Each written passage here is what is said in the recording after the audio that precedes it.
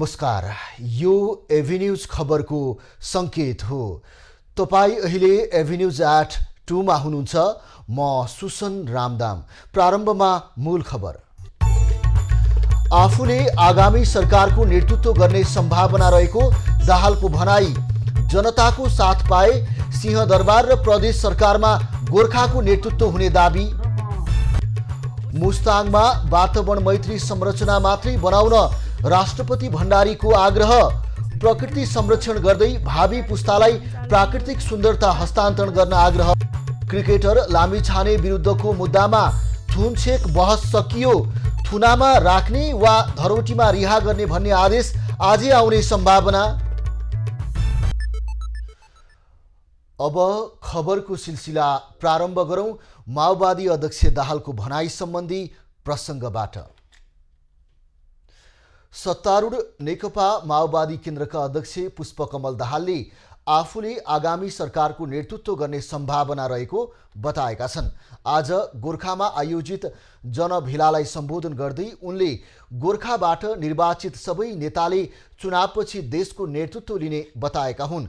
अध्यक्ष दाहालले निर्वाचनपछि जनताको बलियो साथ पाए सिंहदरबार र प्रदेश सरकारमा गोर्खाको नेतृत्व हुने दाबी गरे। गोर्खामा छौं र म गोर्खाको तपाईहरुको उम्मेदवारको रूपमा प्रतिनिधि सभाको क्षेत्र नम्बर 2 को उम्मेदवारको रूपमा खडा छु। मानिसहरूले धेरै तर्क वितर्क गरेका छन्। मैले धेरैचोटि त्यसको बारेमा स्पष्ट पार्ने कोसिस गरेको छु। तपाईहरुलाई सबैलाई थाहा छ, म पहिलोचोटि निर्वाचन लड्दा रोल्पाबाट र काठमाडौँबाट चुनाव लडेको थिएँ। मैले रोल्पा र काठमाडौँबाट चुनाव लड्नुको मकसद थियो, उद्देश्य थियो, अर्थ थियो। अध्यक्ष दाहालले कांग्रेस उम्मेदवार सुरेन्द्र राज पाण्डे गण्डकीको मुख्यमन्त्री फणेन्द्र देवकोटा मन्त्री हुने सम्भावना रहेको बताए। जनताको मतको पहुँच सिंहदरबारभित्र र प्रदेश सरकारभित्र भए गोर्खाको विकास, निर्माण र समृद्धिको यात्रा तीव्र गतिमा अघि बढ्ने उनको भनाइ छ। अध्यक्ष दाहालले गोर्खामा विकास र समृद्धिको सपना बोकेर आफू उम्मेदवार बनेको पनि उल्लेख गरे। दाहाल गोर्खा 2 का प्रतिनिधि सभाका उम्मेदवार हुन् भने प्रदेश सभा सदस्यतर्फ 1 मा नेसपाका नेता फणेन्द्र देवकोटा र 2 मा कांग्रेसका नेता सुरेन्द्र राज पाण्डे चुनावी मैदानमा छन्। प्रधानमन्त्री एवं नेपाली कांग्रेसका सभापति शेरबहादुर देउवा गृह जिल्ला डडेलधुरामा व्यस्त भएका छन्। डडेलधुराबाट प्रतिनिधि सभा सदस्य उम्मेदवार समेत रहेका देउवा बुधबार काठमाडौँबाट धनगढी पुगेका थिए।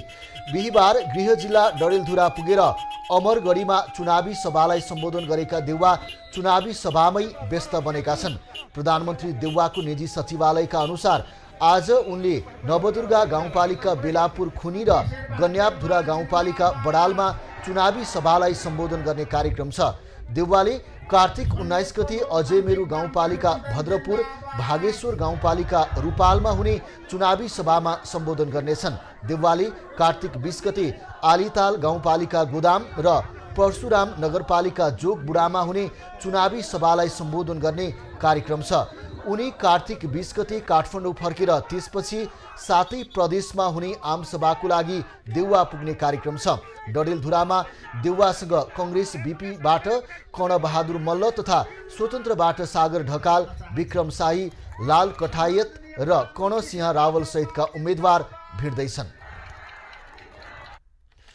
प्रतिपक्ष नेकपा एमाले आजबाट चुनावी अभियान सुरु गर्दैछ। प्रतिनिधि सभा र प्रदेश सभा निर्वाचन अभियान एमाले दार्चुलाबाट सुरु गर्न लागेको हो। आज ओलीको उपस्थितिमा दार्चुलाको खलङ्गामा चुनावी सभा हुँदैछ।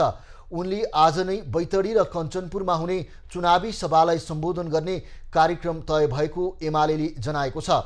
ओलीले चुनावी सभामा सहभागी हुन हेलिकप्टर प्रयोग गर्न निर्वाचन आयोगबाट अनुमति लिइसकेका छन्।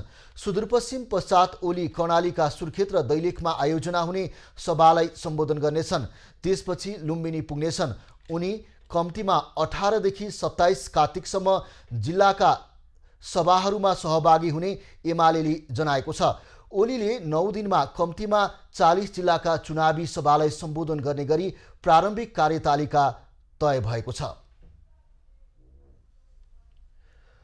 दर्शकबिन मङ्सिर 4 मा प्रदेश र प्रतिनिधि सभाको चुनाव हुने भएसँगै यति बेला चुनावी सरगर्मी बढेको छ र नेकपा एमाले आजदेखि दार्चुलाबाट आफ्नो चुनावी अभियान सुरुवात गर्दैछ र दार्चुलामा चुनावी सभाको बारेमा थप जानकारी दिनको लागि यति बेला हाम्रा खबरदाता कमल राज जोशी जोडिनु भएको छ।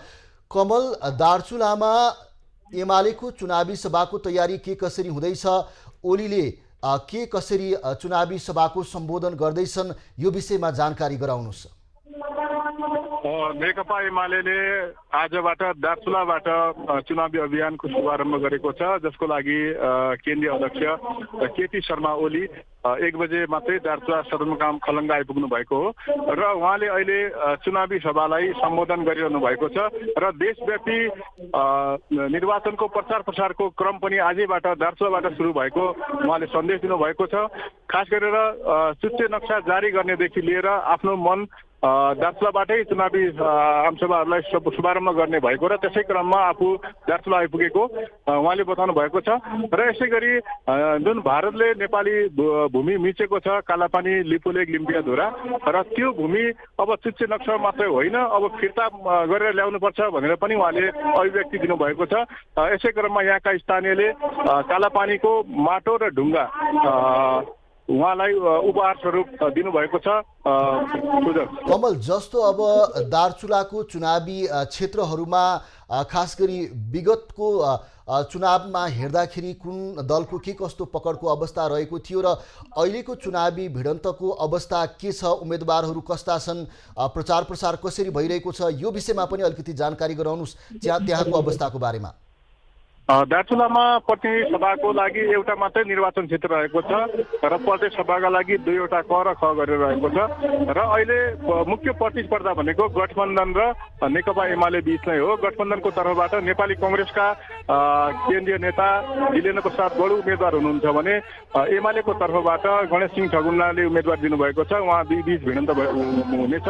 यसै गरी क र खमा ख प्रदेशमा गठबन्धनका तर्फबाट माओवादी उम्मेदवार मानबहादुर धामी छन् भने कमा यसै गरी खमा एमालेको तर्फबाट रामदत्त जोशी र त्यसै गरी प्रदेश सभा कको लागि एमालेको तर्फबाट हरदेव जोशी र गठबन्धनको तर्फबाट नेपाली कङ्ग्रेसका विक्रम सिंह ठगुन्नाको उम्मेदवारी छ र यो विश्लेषण गर्दा 2007मा पनि एमाले जितेको हो प्रतिनिधि सभा र 74मा पनि एमाले जितेको हो र अहिले गठबन्धन भएको कारणले प्रतिस्पर्धा रोचक नै छ। अहिलेको यो चुनावी माहौल हेर्दा पनि प्रतिस्पर्धा एमाले र गठबन्धन बीच हुन्छ र रोचक प्रतिस्पर्धा छ। जस्तो अब एमाले सुरुवात गरेको यो चुनावी अभियानमा खास गरी नेकपा एमाले लिपुलेक लिम्पियाधुरा यी विषयवस्तुलाई अब राष्ट्रियताको एजेन्डालाई प्रमुख रूपमा उठाइरहेको चुनावी एजेन्डा बनाएको अवस्था रहेको छ। दार्चुलाबाट जुन चुनावी अभियान सुरु भएको छ यसले के सङ्केत गर्छ, यो विषयमा पनि अलिकति संक्षिप्तमा प्रश्न पार्नुहोस्। जब जब कालापानी लिपुलेक लिम्पियाधुराको मुद्दा आउँछ यसलाई चुनावी मुद्दाको रूपमै लिने गरिएको छ र यसले सार्थकता अहिलेसम्म पाउन सकेको छैन। यद्यपि चुच्चे नक्सा जारी भएको छ, संविधानमै संशोधन गरेर भए पनि दलहरूको बिचमा एकमत देखियो जसरी, त्यसपछि भने भारतसँग कूटनीतिक हिसाबले त्यो प्रक्रिया अगाडि बढेन, भारतसँग वार्ताको प्रक्रिया समेत अगाडि बढेन। जब जब कालापानीको नाम आउँछ, जब जब लिपुलेक लिम्पियाधुराको इस्यु चुनावी मुद्दा बन्छ तब तब राजनीतिक माहौल मात्रै ताप्ने गर्छ, राजनीतिक रोटी सेकाउने काम मात्रै हुन्छ। यहाँको पब्लिकलाई, यहाँको जनतालाई जब यो इस्यु उठ्छ तब तब भारतले झन् दुख दिने गरेको छ, झन् सताउने गरेको छ। किनभने कालापानीको भूभागसम्म जान, त्यो ब्यास क्षेत्रमा जान नेपालबाट बाटो छैन। नेपाली सेनाले काम गर्ने भनिएको पनि त्यो सुस्ताएको छ र भारतबाट भएर नेपालीले आफ्नो भूभागमा जानुपर्ने बाध्यता छ, त्यो तितो यथार्थ छ। जब जब यो मुद्दा चुनावी मुद्दा बन्छ तब तब भारतले हेर्ने दृष्टिकोण र यहाँको आम नागरिकले पाउने दुःख भने बढ्दै जाने गरी। जस्तो कमलराज, अब यो जुन सीमा विवादको विषय छ अहिलेसम्म एउटा अलिकति विचाराधीन अवस्थामै रहिरहेको अवस्था रहेको छ, यस विषयमा स्थानीय के भन्छन्, जस्तो अब यो विषयलाई पनि अलिकति त्यहाँ जानकारी गराउनुहोस्। स्थानीयको अपेक्षा भनेको हाम्रो निश्चयको भूभाग फिर्ता ल्याउनु नै हो, त्यसमा निसन्देह दुईमत हुन सक्दैन। तर जब नेता आउँछन् र मञ्चमा भाषण गर्छन्, चुनावी मुद्दा बनाउँछन् र भोट ब्याङ्कको रूपमा जनतालाई प्रयोग गर्छन्, त्यसपछि फेरि जनताको यथार्थ भनेको फेरि निराशा नै हो। किनभने अहिलेसम्म लामो समयदेखि संसदमा उठ्यो, संसदमा उठिसकेपछि यो मुद्दाले त्यहाँ स्थान पायो र संविधान संशोधन गरेर भए पनि सबै दल एकजुट भएर पनि चुच्चे नक्सासम्म पारित भयो र त्यो भूभाग त अहिले नक्सा मात्रै सीमित छ। त्यो भूभाग अहिले फिर्ता ल्याउने कुरा जति गरे पनि त्यो भारतसँग कूटनीतिक हिसाबले वार्ता गरेर मात्रै सम्भव छ। युद्ध गरेर, लडाइँ गरेर, सरकार भाषण गरेर त्यो फिर्ता हुने अवस्था चाहिँ छैन। कमलराज, जानकारीको लागि धन्यवाद। उहाँ हुनुहुन्थ्यो दार्चुलाबाट हाम्रा खबरदाता कमलराज जोशी। यति बेला नेकपा एमाले दार्चुलाको खलङ्गाबाट आफ्नो चुनावी अभियान सुरुवात गरेको छ र नेकपा एमालेका अध्यक्ष तथा पूर्व प्रधानमन्त्री केपी ओलीले चुनावी सभालाई सम्बोधन गरिरहेका छन् र उनले पनि यसपटक लिपुलेक लिम्पियाधुरा चुच्चे नक्सालाई नै प्रमुख मुद्दा बनाएर नेकपा एमाले राष्ट्रियको मुद्दालाई प्रमुखताका साथ उठाएर चुनावी अभियान सुरु गरेको अवस्थाको बारेमा हामीलाई जानकारी गराउँदै अब लागौँ बाँकी खबरतर्फ। नेकपा एमालेका उपाध्यक्ष विष्णु पौडेलले देशमा विकास र जनताको माग पूरा गर्न एमालेको सरकार आवश्यक भएको बताएका छन्। आज रूपन्देही क्षेत्र नम्बर 2 मा चुनावी घर दैलो कार्यक्रमको सुरुवात गर्दै उनले विश्वासको मार्गमा देशलाई अघि बढाउन, राष्ट्रका मागहरू सम्बोधन गर्न, देशको स्वतन्त्रता र स्वाधीनता रक्षा गर्न नेकपा एमालेको सरकार बन्न आवश्यक रहेको बताएका हुन्। उपाध्यक्ष पौडेलले नेकपा एमालेको सरकार हुँदा विकास निर्माणका कामले गति लिएको र आगामी सरकार नेकपा एमालेको बनेपछि पनि गरेका प्रतिबद्धता पूरा गर्ने बताए। उपाध्यक्ष पौडेलले आसन्न निर्वाचनमा नेकपा एमालेका उम्मेदवारहरूलाई भारी मतले विजय गराउन पनि मतदाता समक्ष आग्रह गरे। आसन्न प्रतिनिधि सभा र प्रदेश सभा निर्वाचनको लागि आजबाट मतदाता शिक्षा कार्यक्रम सुरु भएको छ। पछिल्ला निर्वाचनमा बदर मतसङ्ख्या अत्याधिक हुन थालेपछि मतदाता शिक्षा कार्यक्रम सञ्चालन गरिएको छ। मतदाता शिक्षा कार्यक्रम मार्फत मतदातालाई मतदान गर्ने सही तरिका सिकाइने निर्वाचन आयोगले जनाएको छ। मतदाता शिक्षाको लागि हुने घर दैलो, मतदान गर्ने तरिकासहित निर्वाचनको लागि जानकारीमूलक सामग्रीहरू वितरण गरिने जनाइएको छ। मतदाता शिक्षा कार्यक्रममा खटिने स्वास्थ्य स्वयंसेविकालाई स्थानीय तहले नै पारिश्रमिक उपलब्ध गराउनेछ भने तालिम समेत स्थानीय तह मार्फत नै प्रदान गरिएको छ। देशका 77वटै जिल्लाका 753 स्थानीय तहका 6743 वडाका घरमा मतदाता शिक्षा कार्यक्रम हुने आयोगले जनाएको छ। मतदाता शिक्षाको लागि आयोगले वडामा रहेका स्वास्थ्य स्वयंसेविकालाई मतदाता शिक्षा कार्यकर्ता तोकेर खटाएको छ। केही वडामा एक स्वास्थ्य स्वयंसेविकाले अपुग भए थप एक परिचालन गर्ने तयारी छ। आसन्न प्रतिनिधि सभा र प्रदेश सभा निर्वाचनको लागि प्रत्यक्षतर्फको मतपत्र छपाई सकिएको छ। आयोगले दिएको 20 गतेसम्मको समय सीमाभन्दा 2 दिन अगावै जनक शिक्षा सामग्रीले मतपत्र छपाई कार्य सम्पन्न गरेको हो। मतपत्र छाप्ने काम चुनौतीपूर्ण रहे पनि समयभन्दा अगावै छपाई सकिएको आयोगले जनाएको छ। मतपत्र छपाई चाहिँ अलिकति चुनौतीको रूपमा लिइने हो, तर आयोगले र आयोगसँग सम्बद्ध यो मतपत्र छपाईको क्रममा सँगै बसेर काम गर्नु भने सबै साथीहरूले चाहिँ यसलाई अवसरको रूपमा लिनुभएको छ। अब हाम्रो चाहिँ वास्तवमा भन्ने हो भनेदेखि पर्सि 20 गतेसम्म मतपत्र छापिसक्ने भन्ने सेड्युल हो। कर्णाली सुदूरपश्चिम लुम्बिनी गण्डकी प्रदेशमा ढुवानी सम्पन्न भइसकेको र प्रदेश 1 मधेस प्रदेश र बागमती प्रदेशमा चाँडै मतपत्र ढुवानी हुने आयोगले जनाएको छ। समानुपातिक निर्वाचन प्रणालीतर्फको करिब 4 करोड मतपत्र भने यस अघि नै छपाई सम्पन्न भइसकेको आयोगले जनाएको छ। आयोगको पछिल्लो तथ्याङ्क अनुसार निर्वाचनमा कुल 1,79,85,070 जना मतदाता रहेका छन्। यी मतदाताहरूले समानुपातिक तथा प्रत्यक्ष दुई प्रणालीका लागि 4 वटा मतपत्रमा भोट हाल्नुपर्ने हुन्छ, जस अनुसार आगामी निर्वाचनको लागि करिब 8 करोड मतपत्र आवश्यक पर्छ। निर्वाचन बिथुल्ने अभियानमा लागेको नेत्र विक्रम चन्द नेतृत्वको नेपाल कम्युनिस्ट पार्टीलाई सरकारले उच्च निगरानीमा राखेको छ। निर्वाचन विरोधी गतिविधि गरेको आरोपमा सो पार्टीका नेतालाई सरकारले पक्राउ गर्न थालेको हो। प्रहरीले पार्टीका केन्द्रीय सदस्य तथा नवलपरासी इन्चार्ज शरद ओलीलाई नियन्त्रणमा लिएको छ। मध्यपुर नगरपालिका बसन्तपुरबाट उनी पक्राउ परेका हुन्। निर्वाचन बिथोल्ने सामग्रीसहित केही व्यक्तिलाई नियन्त्रणमा लिएको प्रहरीले जनाएको छ। उनीसँगै जिल्ला सेक्रेटरी गंगा गेवाली, जिल्ला सदस्य अर्जुन ठगुना पक्राउ परेका छन्। चन्द नेकपा वैज्ञानिक समाजवादी कम्युनिस्ट पार्टी र ऋषि कटेल नेतृत्वको नेकपाले संयुक्त विज्ञप्ति जारी गर्दै निर्वाचन बहिष्कार गर्ने निर्णय गरेका छन्। उनीहरूले अहिलेको संसदीय व्यवस्थाप्रति असहमति व्यक्त गर्दै निर्वाचनमा भाग नलिने घोषणा गरेका छन्। काठमाडौँ उपत्यकाका 10 निर्वाचन क्षेत्रमध्ये रोचक प्रतिस्पर्धा काठमाडौँ 3 मा हुने देखिएको छ। गठबन्धनमा कुरा नमिल्दा नेताहरू एक्लै भिडिरहेको क्षेत्रमा कांग्रेस हौसिएको छ भने कांग्रेस विरासत जोगाउन लागि परेको छ। विशेष खबरको साथमा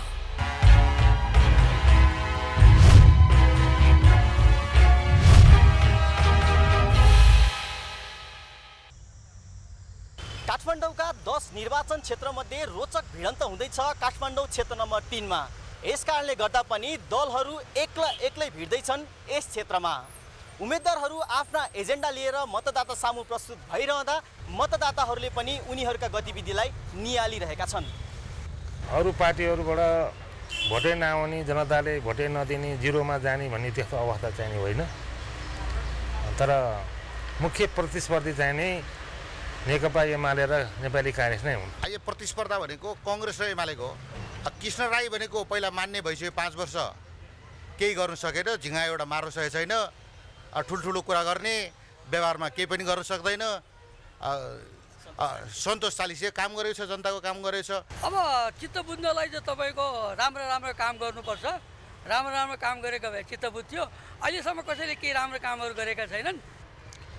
स्थानीय निकायको नतिजालाई हेर्ने हो भने नेपाली कांग्रेस र एमाले बीच नै प्रमुख प्रतिस्पर्धा हुने देखिएको छ। नेपाली कांग्रेसले गोकर्णेश्वर नगरपालिकाका पूर्व मेयर सन्तोष चालिसेलाई अगाडि सारेको छ भने नेकपा एमाले निवर्तमान सांसद कृष्ण राईलाई नै अगाडि सारेको छ। यो निर्वाचन क्षेत्रमा हामीले लगातार जितिरहेका छौँ। अर्थात् यो क्षेत्रका जनताहरू चाहिँ वामपन्थी मतदाताहरूको अवस्था चाहिँ अहिले बलियो छ भनेर भन्न सकिन्छ। भोटर्सहरू भन्नुहुन्छ आहा देवकोटा आउनु भएको छ, हामी अब धेरै खुसी भयौँ। हामी पार्टीदेखि यति विरक्त, यति ढिक्क भएका छौँ कि अब यो पार्टीको त नामै सुन्न नपरे हुन्थ्यो भन्ने लागेको थियो। योभन्दा अगाडिको जुन सङ्घको चाहिँ जनप्रतिनिधि हुनुहुन्छ उहाँ चाहिँ कहीँ पनि उपस्थित हुनु भएन र केही काम गरेन भन्ने जनताको चाहिँ गुनासो धेरै ठाउँमा पाएको छ। स्थानीय निकायको नतिजाले कांग्रेस हौसिएको छ भने नेकपा एमाले पनि 74 को नतिजा दोहोर्याउने पक्षमा देखिएको छ। दलहरू एक्लै चुनावी मैदानमा, एकातर्फ पूर्व मेयर, अर्कातर्फ निवर्तमान सांसद।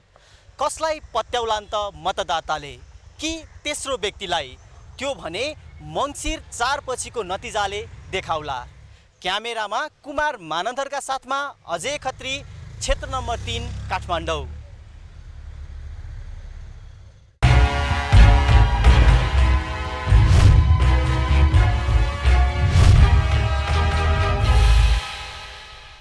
राष्ट्रपति विद्यादेवी भण्डारीले मुस्ताङ जिल्लामा जलवायु अनुकूल हुने गरी पूर्वाधार विकास र सामाजिक क्रियाकलाप सञ्चालन गर्न अनुरोध गरेकी छन्।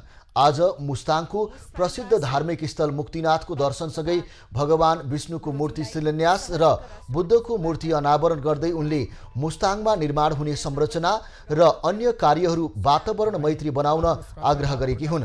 राष्ट्रपति भण्डारीले मुस्ताङवासीको दैनिक जनजीवन पनि जलवायु अनुकूल र वातावरण मैत्री बनाउँदै लैजानुपर्ने आवश्यकता रहेको बताए। कार्यक्रम सञ्चालन गर्नु, वातावरण मैत्री निर्माण कार्यहरू सञ्चालन गर्नु र हाम्रो दैनिक जनजीवन पनि त्यो अनुसार गर्नु अत्यन्त नै महत्त्वपूर्ण भएको छ।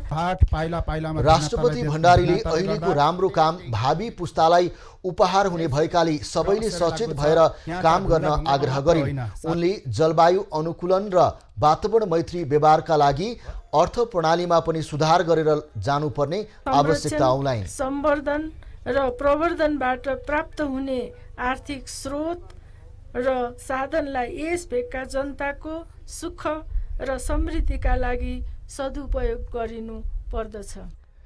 राष्ट्रपति भण्डारीले मुक्तिनाथ क्षेत्र एवं मुक्तिनाथ मन्दिरलाई व्यापक धार्मिक तथा पर्यटकीय केन्द्रको रूपमा विकास गर्न आवश्यक रहेको बताए। उनले धार्मिक तथा प्राकृतिक सम्पदाहरूको संरक्षण गर्दै भावी पुस्तामा समेत प्राकृतिक सुन्दरतालाई हस्तान्तरण गर्ने उद्देश्य हुनुपर्ने बताइन्। ऐतिहासिक सम्पदाको संरक्षणको लागि आवश्यक पूर्वाधारको विकासमा सङ्घ, प्रदेश र स्थानीय तहको समन्वयकारी भूमिका आवश्यक रहेको उनको भनाइ छ। राष्ट्रपति भण्डारीले मुस्ताङको कोरोला नाकाले मित्र राष्ट्र चीनसँगको व्यापार व्यवसाय गर्न सहज हुने भएकाले उत्पादनको सहज बजार र दुई देश बीचमा स्थल मार्ग हुँदै व्यापार विस्तारको नयाँ सम्भावना खोल्ने पनि उल्लेख गरिन्। तुलसीको भगवान विष्णुसँग विवाह र विशेष पूजा गरी आज हरिबोधनी एकादशी पर्व मनाइँदैछ। अषाढ शुक्ल एकादशी अर्थात् हरिशयनी एकादशीका दिनमा क्षीर सागरमा सुतेका विष्णु बिउतने भएकाले आजको एकादशीलाई हरिबोधनी भनिएको हो। हरिशयनीदेखि हरिबोधनी एकादशीका दिनसम्म 4 महिना तुलसीको व्रत गरी विशेष पूजा गर्ने गरिन्छ। हरिशयनी एकादशीका दिन घर घरमा रोपेर विशेष पूजा गरिएको तुलसीको मठमा गाईको गोबर र रातो माटोले पोतेर सिंगारी फूलमालाले सजाएर विवाह गरिन्छ। कार्तिक महिनाभर सबै देवदेवी तुलसीमै निवास गर्छन् भन्ने धार्मिक विश्वास छ। आजको दिन अन्न खान नहुने भएकाले सकरखण्ड, पिँडालु र वनतरुल उसिनेर खाने गरिन्छ। ठुलो एकादशी पनि भनिने आजको एकादशी व्रतले 1000 अश्वमेध यज्ञ तथा राजसूय यज्ञ गरे बराबरको फल पाइने शास्त्रीय मान्यता छ। आज काठमाडौँ उपत्यकाका 4 नारायण, भक्तपुरको चाँगु नारायण, काठमाडौँको शेष नारायण, इचोङ्गु नारायण र बिसङ्खु नारायण स्थानमा विशेष मेला लाग्दछ। साथै देशभरका नारायण मन्दिरमा विशेष पूजा गरी यो पर्व मनाइन्छ। हरिबोधनी एकादशीको अवसरमा आज काठमाडौँको बुढा नीलकण्ठ मन्दिरमा भव्य मेला लागेको छ। विष्णु भगवानको पवित्र तीर्थस्थलको रूपमा रहेको बुढा नीलकण्ठमा हरेक वर्ष एकादशीमा मेला लाग्ने गर्दछ। यति बेला हामी काठमाडौँ स्थित बुढा नीलकण्ठ मन्दिरमा छौँ। आज हरिबोधनी एकादशीको दिन यहाँ विशेष मेला लागिरहेको छ। यसैबीच यहाँ भक्तालुहरूको खुइचो पनि लागेको छ।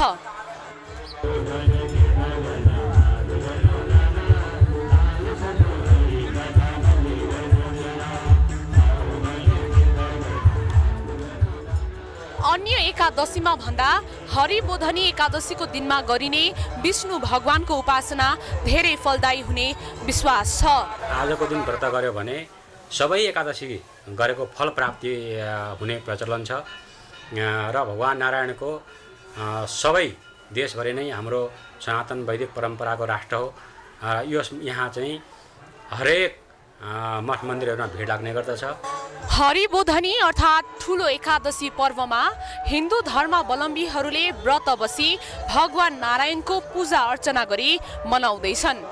आषाढ शुक्ल एकादशीको दिनबाट भगवान विष्णु क्षीर सागरमा सुत्ने र कार्तिक शुक्ल एकादशीको दिनमा उठ्ने विश्वास रहिआएको छ। त्यसैले आषाढ शुक्ल एकादशीलाई हरिशयनी एकादशी भनिन्छ भने कार्तिक शुक्ल एकादशीलाई हरिबोधनी एकादशी भनिन्छ। आज हरिबोधिनी एकादशी भगवान चाहिँ आषाढ महिनाको शुक्ल एकादशीमा जलमा शयन गर्नुहुन्छ अनि आज चाहिँ जलबाट भगवान जागा हुनुहुन्छ, उठ्नुहुन्छ। जागा भइसकेपछि आजको दिनमा भगवानलाई जसले दर्शन गर्छ त्यसले चाहिँ मनोकामना पूर्ण हुन्छ।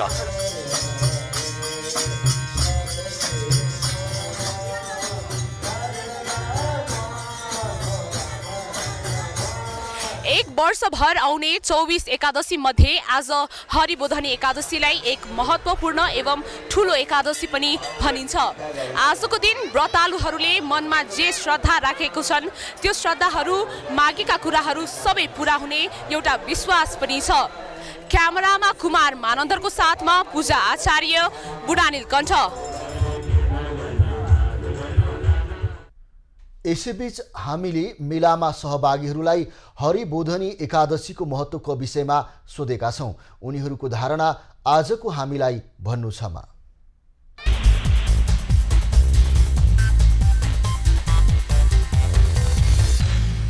यहाँ पटक पटक हामीले टाइम टेबल अनुसार भोलिन्टियरहरू खटाएका छौँ र लागेका छौँ र सबैभन्दा धेरै भक्तजनहरूलाई सुविधा दिनुपर्छ र राम्रोसँग भगवान नारायणको दर्शन गराउनुपर्छ। हामीले हरेक घरमा तुलसी रोपेर जुन चाहिँ आज तुलसीको विवाह गर्ने काम गर्छौँ, त्यसको लागि चाहिँ अब यो चाहिँ विशेष पर्व हो, कार्तिक महिनाको विशेष पर्व भएको र यो बुढानीकण्ठ नगरपालिका भएको कारणले यो महिनाभरि नै यो चाहिँ अलिक विशेष पर्व नै मानिन्छ। अब मलाई चाहिँ खासै धेरै त छैन, जस एकदम एकादशीको व्रत हामी चाहिँ अब तुलसा घरमा रोप्नु अब मनमा त खै खास आफ्नो परिवारलाई राम्रो होस्, सबै आफ्नो स्वास्थ्यलाई पनि राम्रो होस्, सबै जनतावासीले राम्रो होस् भन्न चाहन्छु। अब त्यही त हो नि, अब मन्दिरमा आयो अब आस्थै बोकेर आउने त हो नि, अन्त होइन राम्रो होस् भनेर। होइन आस्था केही छैन, तर भगवानप्रति आस्था राखेर व्रत बस्ने हो। अब त्यही भगवानले सबै राम्रो गरून् भनेर त्यही त हो नि। आज हरिबोधनी एकादशीको अवसरमा नवलपरासीको नारायणी नदी किनारमा मेला लागेको छ। नवलपरासीको विनय त्रिवेणी गाउँपालिकामा पर्ने नारायणीमा बिहानैदेखि सोनभद्र, पूर्णभद्र तथा नारायणीको त्रिवेणीमा स्नान गर्ने, पूजा गर्ने र दान दिने श्रद्धालुको घुइँचो लागेको हो। एकादशीमा नारायणी स्नान गर्नाले पुण्य मिल्ने विश्वास रहेको छ। नदी किनारमा तुलसी रोप्ने र तोरण तार्ने परम्परा धेरैको आकर्षण रहेको र त्यसो गर्नाले स्वर्ग पुगिने विश्वास रहेको छ। त्रिवेणीमा गैँडाकोट, सिक्रेउली घाट, पिठौली, त्रिवेणी धाममा बिहानैदेखि श्रद्धालुहरूको घुइँचो रहेको छ। यहाँ स्नानका लागि रूपन्देही, भैरहवा, कपिलवस्तुका साथै भारतको बगहा, चम्पापुरबाट समेत श्रद्धालु आउने गर्दछन्। मेलामा तरुल, सक्खरखण्ड र अन्य फलफुल बिक्री बन्ने गरेको छ। मेला व्यवस्थित गर्न स्थानीय सङ्घ संस्था, क्लब र सुरक्षाकर्मी परिचालित गरिएको छ। खबरको सिलसिला अझै जारी छ, हामी सँगै रहनुहोला। अब बाँकी खबर। क्रिकेटर सन्दीप लामिछाने विरुद्धको बलात्कार मुद्दामा थुनछेक बहस सकिएको छ। सन्दीप विरुद्धको मुद्दामा मङ्गलबारदेखि सुरु भएको थुनछेक बहस आज सकिएको हो। बहस सकिएकाले आजै काठमाडौँ जिल्ला अदालतका न्यायाधीश माधव प्रसाद घिमिरेको इजलासबाट आजै थुनछेक आदेश जारी हुने सम्भावना छ। न्यायाधीश घिमिरेको इजलासले आजै थुनछेक आदेश जारी गर्ने लामिछानेका कानुन व्यवसायीले बताएका छन्। सन्दीपलाई पूर्वोच्छको लागि थुनामा राख्ने वा धरौटीमा रिहा गर्ने भन्ने आदेश जिल्ला अदालतले दिनेछ। बलात्कार मुद्दामा सरकारी वकिलको तर्फबाट न्यायाधिवक्ता लक्ष्मण उपाध्याय घिमिरेको नेतृत्वमा 4 जना सरकारी वकिल, जाहेरवालाको तर्फबाट 3 जना कानुन व्यवसायी र सन्दीपको तर्फबाट 11 जना कानुन व्यवसायीहरूले बहस गरेका छन्। सरकारी वकिल र जाहेरवालाको तर्फबाट उपस्थित कानुन व्यवसायीहरूले सन्दीपलाई पूर्वोच्छको लागि थुनामा राख्न माग गरेका छन्। सन्दीपको तर्फबाट बहस गर्ने कानुन व्यवसायीहरूले धरौटीमा रिहा गर्न माग गरेका छन्। सन्दीपलाई 10 देखि 12 वर्षसम्मको कैद सजायको माग दाबीसहित सोमबार जिल्ला अदालत काठमाडौँमा मुद्दा दायर गरिएको थियो। मङ्गलबार अदालतमा बयान गराइएको थियो। लामिछाने 17 वर्षीय किशोरीलाई बलात्कार गरेको आरोपमा उनी पक्राउ परेका हुन्। वीरगञ्जको कृषि औजार कारखानाको मर्मत सम्भार कार्य सुरु गरिएको छ। 2 दशक अघिबाट बन्द रहेको कारखानालाई महावीर पुनको आविष्कार केन्द्रले पुनः सञ्चालनमा ल्याउने भएसँगै मर्मत कार्य र कारखानामा भएका सामग्रीको लागत सङ्कलन सुरु गरिएको हो।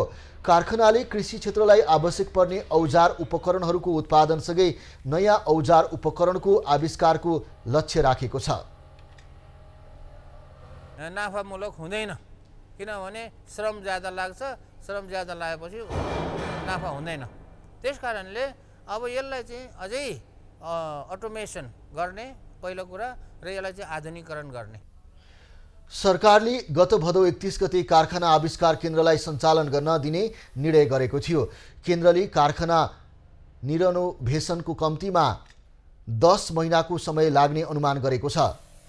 पुरानै अवस्थामा कारखानामा सबै कृषि औजार उत्पादन गर्न नसके पनि 1 वर्षभित्र 10-15 किसिमका कृषि औजारहरू उत्पादन गर्ने लक्ष्य केन्द्रको छ। नेपाल विद्युत प्राधिकरणले मुगु र हुम्लामा वैकल्पिक व्यवस्था गरेर तत्कालको लागि विद्युत आपूर्तिको व्यवस्था मिलाएको छ। असोजको अन्तिम सातामा आएको भारी वर्षाका कारण साना जलविद्युत गृहहरूमा ठूलो क्षति पुर्याएपछि ती स्थानमा विद्युत अवरुद्ध बनेको थियो। पहिरोले क्षति पुर्याएका विद्युत गृहहरू पुनर्निर्माण तथा मर्मत नगरी त्यस क्षेत्रमा विद्युत उपलब्ध नहुने अवस्था आएपछि प्राधिकरणले डिजेल जेनेरेटर मार्फत विद्युत उत्पादन गरी मुगु र हुम्लामा आपूर्ति व्यवस्था मिलाएको हो। बाढी पहिरोले मुगु स्थित 400 किलोवाटको गमगाड र हुम्ला स्थित 5 किलोवाटको हेल्दुङ साना जलविद्युत गृहको नहरमा ठूलो क्षति पुगेपछि विद्युत आपूर्ति रोकिएको थियो। विद्युत प्राधिकरणका प्रमुख कार्यकारी निर्देशक घिसिङ आफै जेनेरेटर ल्याएर हुम्ला पुगेका हुन्। राष्ट्रिय सडक सञ्जालले नजोडिएको सिमकोटमा हवाई जहाज मार्फत ढुवानी गर्न सम्भव नभएपछि मुगुको ताल्चा विमानस्थलबाट सेनाको हेलिकप्टरबाट सिमकोट पुर्याइएको हो। सिराहामा म्यादी प्रहरी छनौटमा अपारदर्शी भएको स्थानीयले आरोप लगाएका छन्। म्यादी प्रहरीको नतिजा अनलाइन प्रकाशन नगरेर आर्थिक लेनदेन भएको आरोप लगाइएको हो। प्रदेश प्रहरी कार्यालय जनकपुर र नेपाल प्रहरीको निर्देशनलाई जिल्ला प्रहरी कार्यालय सिराहाले पालना नगरेको हो। जिल्ला प्रहरी कार्यालय सिराहाका प्रवक्ता डिएसपी सुभाष बुढाथोकीले प्राविधिक कारणवश अनलाइन प्रकाशन गर्न नसकिएको बताए। म्यादी प्रहरी छनौट र नियुक्तिको लागि प्रमुख जिल्ला अधिकारीको ज्यूको नेतृत्वमा एउटा मूल समिति गठन भएको हुन्छ। त्यो समितिले अर्को एउटा समिति निर्माण गरेको थियो र सम्पूर्ण परीक्षाको चाहिँ सञ्चालन निष्पक्ष रूपमा पारदर्शी नै छ। जिल्ला प्रहरी कार्यालय सिराहाले आर्थिक लेनदेनको आरोपमा कुनै सत्यता नभएको बताएको छ। म्यादी प्रहरी छनौटमा निष्पक्षता, पारदर्शिता र योग्य व्यक्ति नै छनौट गरिएको प्रदेश प्रहरी कार्यालय जनकपुरका प्रवक्ताको दाबी छ।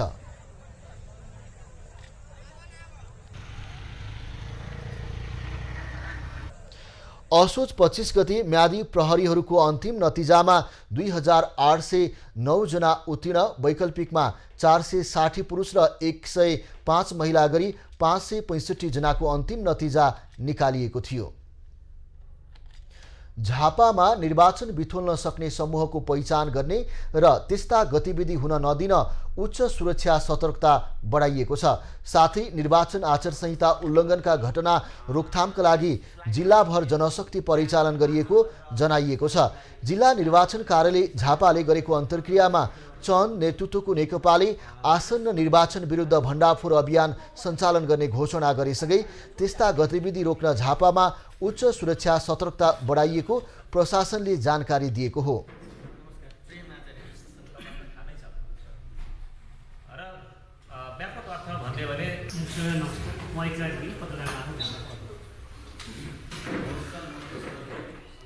जिल्ला निर्वाचन कार्यालय झापाका निर्वाचन अधिकारी तुलसी कुमार नेपालले जिल्ला निर्वाचनको तयारी अन्तिम चरणमा पुगेको जानकारी दिए। जिल्ला आचार संहिता अनुगमन समितिका अधिकृत मधु पोखरेलले आचार संहिता उल्लङ्घनका घटना रोकथामको लागि 5 वटा निर्वाचन अधिकृतको कार्यालय, 15 वटै पालिकामा खटिएका कर्मचारी र प्रहरी परिचालन गरिएको जानकारी दिए। झापाका 285 मतदान स्थलमा 766 मतदान केन्द्र रहेका छन्। त्यसमध्ये 271 केन्द्र अति संवेदनशील, 381 केन्द्र संवेदनशील र 114 केन्द्र सामान्य मानिएको छ। स्थानीय तहको निर्वाचनपछि झापामा 13,000 भन्दा बढी नयाँ मतदाता थपिएको र हाल जिल्लामा 6,63,311 जना रहेको उनले बताए। झापामा गरिएको नमुना मतदान अभ्यासमा विद्यार्थीहरूले उत्साहजनक सहभागिता जनाएका छन्।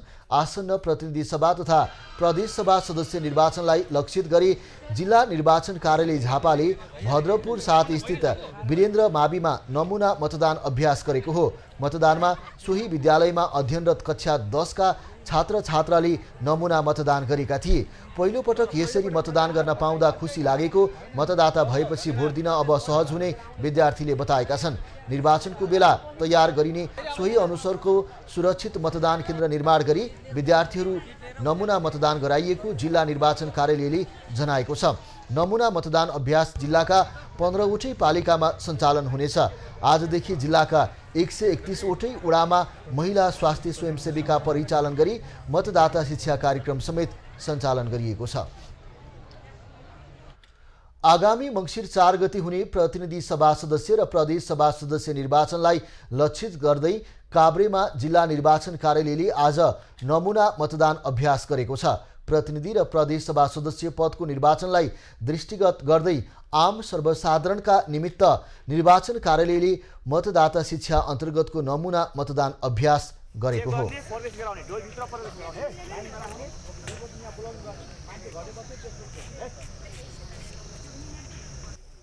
धुलीखेल स्थित मुख्य निर्वाचन कार्यालयमा भएको मतदानमा सर्वसाधारणलाई मतपत्र पहिचान, उम्मेदवारको जानकारी, मतदान प्रक्रिया र मतदान स्थलमा अपनाउनुपर्ने आवश्यक अनुशासन जानकारी दिएको थियो। काभ्रेमा 389 मतदान केन्द्र छन्। मतदान केन्द्रमा मतदान अधिकृत, सहायक मतदान अधिकृत र कार्यालय सहयोगी गरी 3112 कर्मचारी खटिने जिल्ला निर्वाचन कार्यालय काभ्रेका अधिकृत उमेश राईले जानकारी दिए। सप्तरीमा निर्वाचन सरगर्मी बढेसँगै आचार संहिता उल्लङ्घन गर्ने क्रम बढेको छ। सप्तरी निर्वाचन क्षेत्र नम्बर 2 मा प्रमुख दलका उम्मेदवारहरूले नै निर्वाचन आचार संहिता विपरीत पोस्टर पम्पलेट टाँसेका हुन्। दर्शकवृन्द, आसन निर्वाचनलाई मध्यनजर गर्दै सप्तरी निर्वाचन क्षेत्र नम्बर 2 मा सीके रथ नेतृत्वको जनमत पार्टी र माओवादी काङ्ग्रेस नेतृत्वका पार्टी बीच निर्वाचन आचार संहिता उल्लङ्घन गर्न प्रतिस्पर्धा नै चलेका छन्। त्यसमा अब सीके रथलाई त एकचोटि स्पष्टीकरण पनि आइसकेको छ। अब सुनाइको भन्ने भनेदेखि अब अलिकति ठाकुरजीको पनि छ। प्रचार त्यो 17 गतेभन्दा पहिला गर्नुपर्ने नहो त्यो। निर्वाचन आयोगले 17 गते पछि मात्रै चुनाव प्रचार गर्नुपर्ने विज्ञप्ति निकालेर जानकारी गराए तापनि सप्तरीको यो संसदीय क्षेत्र नम्बर 2 मा खास गरेर जनमत पार्टी र काङ्ग्रेस तमलोपा गठबन्धनका उम्मेदवारहरूले गाउँ-गाउँमा गएर निर्वाचन आचार संहिता विपरीत ठाउँ-ठाउँमा पर्चा पम्पलेट झुन्डिआएका छन्। केही सांस्कृतिक कार्यक्रमहरू डिजेहरू प्रयोग गरेर चाहिँ माइकको प्रयोग गरेको हामीले पायौँ। त्यसो पाइसकेपछि हाम्रो अनुगमनको रिपोर्टको आधारमा हामीले सम्बन्धित पार्टीको उम्मेदवारहरूलाई तपाईँहरूले आचार संहिता उल्लङ्घन गरेको पाइयो। हाम्रो अनुबाट यस्तो देखियो। आउँदा दिनहरूमा यस्तो उल्लङ्घन नगर्नु होला भन्ने हामीले सचेत गरेका छौँ। खुल्ला निर्वाचन आयोगलाई चुनौती दिइरहँदा समेत सम्बन्धित निकाय मौन छन् र स्थानीय बासिन्दाहरू मुख दर्शक बनेका छन्। मतदाताहरू यति बेला यसरी निर्वाचन आयोगले को आचार संहिता उल्लङ्घन भइरहँदा कारबाही गर्नुपर्ने माग गरिरहेका छन्। एबी न्युज खबरका लागि बैद्यनाथ यादव, बतनाहा, सप्तरी। ललितपुर क्षेत्र नम्बर 3 मा पनि चुनावी गतिविधि तीव्र बनेको छ। ललितपुर 3 बाट प्रतिनिधि सभा सदस्यका लागि उम्मेदवारी दिएका उम्मेदवार घर दैलो अभियानमा व्यस्त रहँदा मतदाताले भने चुनावप्रति त्यति रुचि देखाएका छैनन्। यति बेला हामी ललितपुर निर्वाचन क्षेत्र नम्बर 3 अन्तर्गत पर्ने गोदावरी नगरपालिकाको वडा नम्बर 14 मा आएका छौँ। ललितपुर निर्वाचन क्षेत्र नम्बर 3 मा सत्ता गठबन्धन र नेकपा एमाले बीच प्रमुख प्रतिस्पर्धा हुँदैछ। सोही क्षेत्रमा राजनीतिक दलका 13 जनाले आफ्नो उम्मेदवारी दर्ता गराएका छन् भने स्वतन्त्र तर्फबाट 7 जनाले उम्मेदवारी दर्ता गराएका छन्। राष्ट्रिय योजनाहरू छन्, राष्ट्रिय ऋण कसरी मुक्त गर्ने भन्ने कुरा छ, अनि रोजगारीका अवस्थाहरू छन्, खानेपानीका भए, अनि वन जङ्गललाई कसरी बहुआयामिक तरिकाबाट प्रयोग गर्ने, तिनीहरूलाई पनि कसरी आम्दानीमूलक बनाउन सकिन्छ, समुदायको सरकारी स्तरबाटै गर्न सकिन्छ भने यिनै योजनाहरू छन्। अनि हिजो अस्ति पनि यसो जुन टोलमा मान्छेहरू साथीभाइहरू भेट्दा होइन, त्यहाँको अग्रजदायहरू भेट्दा यो गर्दा यसपालि मलाई त्यति धेरै चुनौतीको हिसाब त्यो छैन। मेरो जितै चाहिँ सुनिश्चित छ। दलहरू मुद्दामा केन्द्रित नहुँदा र प्रतिबद्धतामा गम्भीर नरहँदा मतदाता भने निर्वाचनलाई लिएर उत्साहित देखिँदैनन्। अब हाल्न त मन छैन, अब हाल्नु पर्ला। हामीलाई त अब पुरानो भन्दा नयाँ आएको राम्रो हुन्छ। राम्रै काम गर्यो भने त राम्रो हो, तर अहिले यहाँ यता हेर्दाखेरि चाहिँ बाटो ठिक छैन हाम्रो होइन थेचो एरियामा। तर अहिले राम्रो नेतृत्व त खै कसलाई भन्नु र, अब सबै आएपछि त्यस्तै हुन्छ। सत्ता गठबन्धनको तर्फबाट नेकपा माओवादी केन्द्रकी उपमहासचिव एवं ऊर्जा मन्त्री पम्फा भुसाल र नेकपा एमालेका अमृत खड्का बीच मुख्य प्रतिस्पर्धा हुँदैछ। यद्यपि दलका उम्मेद्वार विजयी हुन्छन् या स्वतन्त्र उम्मेद्वार, त्यो भने निर्वाचन परिणाम पश्चात नै थाहा हुनेछ। क्यामेरामा गोपाल भट्टको साथ यशोदा चौलागाई, थेचो, ललितपुर निर्वाचन क्षेत्र नम्बर 3। खबरको सिलसिला अझै जारी छ, हामी सँगै रहनुहोला। अब पालो खास खबरको।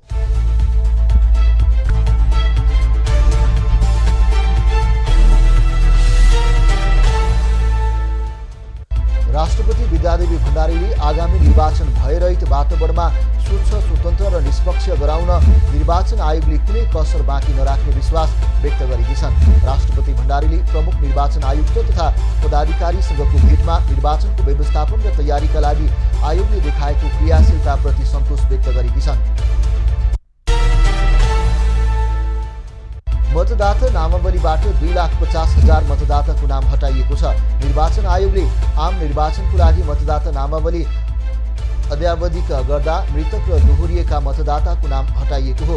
2,30,000 मृतक मतदाता र दोहोरिएका 20,000 मतदाताको नाम हटाइएको आयोगले जनाएको छ।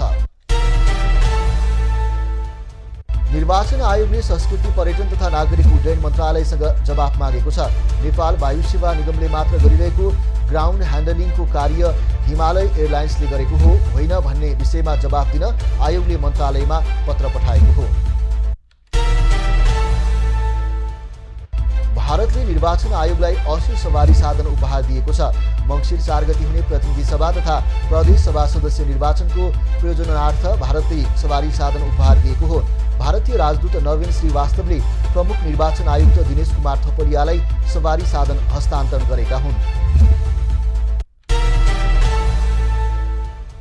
नेपाली कांग्रेसका महामन्त्री एवं काठमाडौँ क्षेत्र नम्बर 4 मा सत्ता गठबन्धनका साझा उम्मेद्वार गगन थापाले जनताका अपेक्षा पूरा गर्ने गरी काम गर्ने प्रतिबद्धता जनाएका छन्। आज आफ्नो निर्वाचन क्षेत्रमा चुनावी अभियानको सुरुवात गर्दै थापाले जनताको मतको सम्मान गरिने र जनतालाई निराश नबनाउने बताएका हुन्। राष्ट्रिय प्रजातन्त्र पार्टी राप्रपाले शनिबारदेखि चुनावी अभियान सुरु गर्ने भएको छ। चुनावी अभियान गोर्खाको पालुङटारबाट सुरु गरिने राप्रपाले जनाएको छ। सत्ता गठबन्धनबाट नेकपा माओवादी केन्द्रका अध्यक्ष पुष्पकमल दाहाल उम्मेद्वार भएको क्षेत्र गोर्खा 2 बाट राप्रपाले चुनावी अभियान गर्न लागेको हो। भूतपूर्व ब्रिटिश गोर्खा मुद्दामा बेलायत र नेपाल सरकार तथा भूतपूर्व गोर्खाका प्रतिनिधिबीच त्रिपक्षीय पहिलो चरणको वार्ता भएको छ। वार्तामा समान पेन्सन, पूरक पेन्सन, अङ्गभङ्ग भएका मृतकको परिवारका लागि एकमुष्ट भुक्तानी, क्षतिपूर्ति, सेवा सुविधा जस्ता विषयमा सकारात्मक छलफल भएको बताइएको छ। मध्य प्रदेशको प्रतिनिधि सभा सदस्यको 15वटा निर्वाचन क्षेत्रमा महिलाको उम्मेदवारी नै छैन।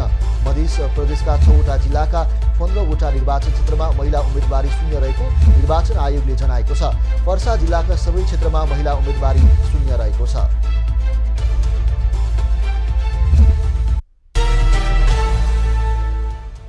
चिलीले जलविद्युत कम्पनी लिमिटेडले उत्पादन गरेको 22 मेगावाट बिजुली भारत निर्यात हुने भएको छ। भारतको केन्द्रीय विद्युत प्राधिकरणले चिलीले जलविद्युत कम्पनीको बिजुली निर्यातका लागि अनुमति प्राप्त भएको हो। प्राधिकरणले विभिन्न 4 जलविद्युत गृहबाट उत्पादित विद्युतलाई स्रोत मानी प्रतिस्पर्धाबाट बिक्रीका लागि भारत समक्ष प्रस्ताव गरेको थियो।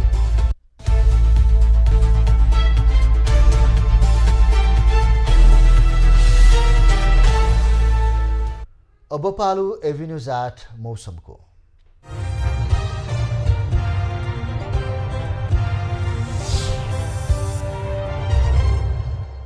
हाल प्रदेश 1 लगायत बाँकी प्रदेशका पहाडी भूभागहरूमा आंशिक बदली रही बाँकी भूभागमा मौसम सामान्यतया सफा रहेको छ।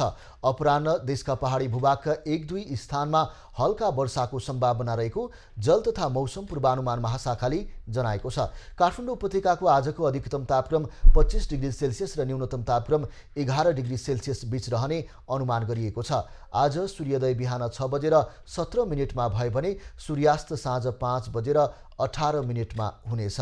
आज देशभरको मौसम कस्तो रहला त हेरौँ देशका विभिन्न स्थानको अनुमानित मौसमी अवस्था।